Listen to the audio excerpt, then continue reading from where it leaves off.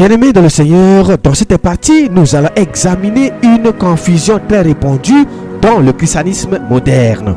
L'idée que la grâce de Dieu couvrirait automatiquement toute forme de désobéissance. Nous verrons à partir des Écritures ce que la grâce fait réellement, ce qu'elle exige et ce qu'elle ne justifie jamais. Ensuite, nous écouterons les avertissements directs de Jésus adressés aux églises pour comprendre comment le Seigneur lui-même parle de repentance, de sanctification et des conséquences réelles du refus d'obéir à sa parole. Cette partie vise à rétablir une vérité essentielle. La grâce sauve, mais elle appelle aussi à une réponse concrète et responsable. Allons maintenant plus loin. Écoutez bien. Parce que à ce stade, bien-aimé, beaucoup se réfugient derrière une phrase courte, facile à dire, mais lourde de conséquences. La grâce couvre tout. Oui, la grâce de Dieu est réelle, puissante, suffisante et indispensable. Mais ici, il faut s'arrêter un instant et se poser la bonne question. La question n'est pas de savoir si la grâce existe. La vraie question est: que fait réellement la grâce selon la Bible? Et surtout, que ne fait-elle jamais? Jamais. Soyons clairs, directs et sans détour, bien-aimés. La grâce n'a jamais été donnée pour couvrir un adultère volontaire, couvrir une vie sexuelle hors mariage assumée, couvrir un remariage non biblique, couvrir la fraude, le mensonge répété, la corruption, la haine entretenue, la jalousie nourrie, la violence, la pornographie, les pratiques occultes, la double vie, la cupidité, le vol, l'ivrairie, la manipulation spirituelle ou l'orgueil religieux. La grâce ne couvre pas ce que Dieu condamne. Elle appelle à en sortir. Et comprenez bien ceci, la grâce biblique n'est jamais une autorisation déguisée pour continuer volontairement dans le péché, bien-aimé. Elle n'est jamais un calmant pour une conscience qui refuse d'obéir à la parole de Dieu. Elle n'est jamais une excuse pour remettre l'obéissance à plus tard. La grâce agit, mais elle agit toujours dans une direction précise. La repentance, le renoncement et une transformation réelle de vie.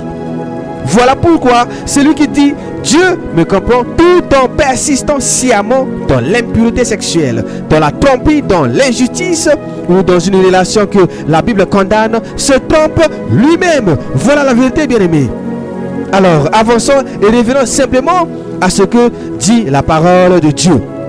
Écoutons-la parler par elle-même. Tite 2, verset 11 à 12. La grâce de Dieu, source de salut pour tous les hommes, a été manifestée. Écoutez bien.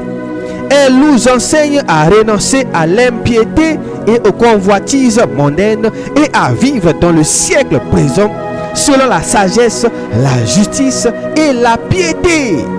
Voilà la vérité biblique. Voilà la vraie définition de la grâce. Bibliquement, bien-aimé, arrêtons-nous ici un instant. La Bible ne dit pas que la grâce tolère. Elle dit clairement que la grâce enseigne. Enseigner, c'est former, corriger, redresser, orienter. Renoncer signifie abandonner volontairement.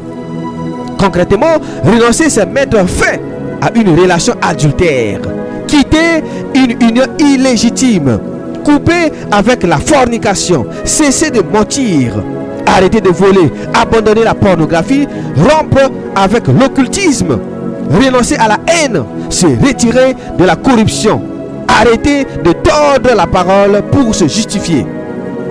Voilà pourquoi il faut le dire clairement. La grâce n'enseigne jamais à continuer dans le péché. Elle enseigne à arrêter. Et pour que personne ne dise que c'est une simple opinion, l'Écriture ajoute immédiatement un avertissement qui ferme toute discussion. Hébreux 12, verset 14. Recherchez la paix avec tous et la sanctification sans laquelle personne ne verra le Seigneur. Écoutez bien ce mot, rechercher. Il implique une démarche volontaire, une persévérance, un engagement réel. On ne recherche pas la sanctification tout en gardant volontairement un péché. On ne recherche pas la sanctification tout en refusant de quitter ce que Dieu condamne clairement. La Bible est sans détour. Sans sanctification réelle, il n'y a pas de salut final. Voilà la vérité. À ce point, Certains répliquent encore, Jésus est amour, il ne rejettera jamais quelqu'un qui lui appartient. Alors, faisons ce que tout croyant honnête doit faire. Écoutons Jésus maintenant lui-même parler. Apocalypse 2, verset 5. Souviens-toi donc d'où tu es tombé, réponds-toi et pratique tes premières œuvres, sinon je viendrai à toi et j'ôterai ton chandelier de sa place à moins que tu ne te répandes. Remarquez bien ici, bien-aimés, Jésus parle de chute, de repentance et d'une conséquence réelle. Une église peut continuer à chanter, prêcher, prier tout en ayant perdu la validation de Christ.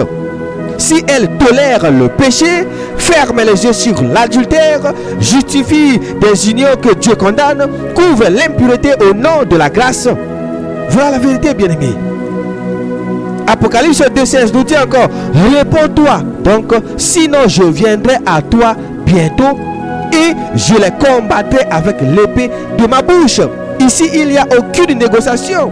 Quand un chrétien refuse de se repentir, refuse d'abandonner une relation illégitime, refuse d'arrêter une pratique sexuelle condamnée, refuse de restituer ce qu'il a volé, refuse de quitter la faute, refuse de pardonner, refuse de changer, il ne s'oppose pas à un homme, il se place directement face à Christ lui-même.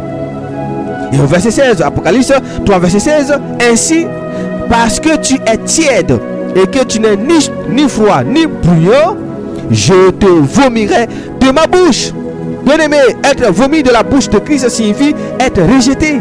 La tiédeur, c'est prier sans obéir, servir sans se repentir, pécher sans changer, justifier l'impureté, attaquer ceux qui avertissent, protéger des faux bergers, préférer le confort spirituel à la vérité. Et au verset 19, il dit, moi je réponds et je châtie tous ceux que j'aime. Aie donc du zèle et réponds-toi. Voilà la vraie grâce, bien-aimée. Voilà le vrai évangile. L'amour de Dieu ne caresse jamais le péché. Il le conforte pour sauver. Tant que l'appel à la repentance retentit, la porte est ouverte. Mais refuser cet appel, c'est refuser la vie. La vérité finale est donc claire, simple et biblique.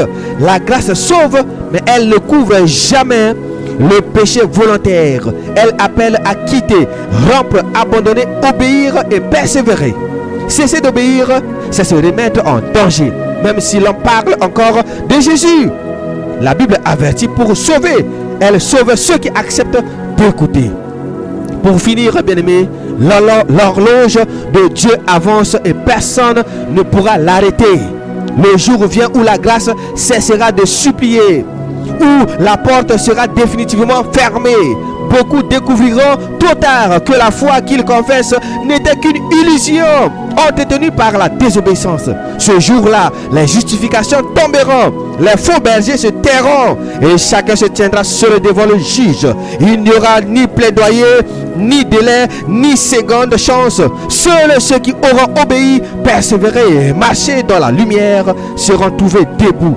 Aujourd'hui est le temps d'entendre, aujourd'hui est le temps de se repentir, car demain peut être déjà trop tard. C'était votre frère Rodrigue Simatominine.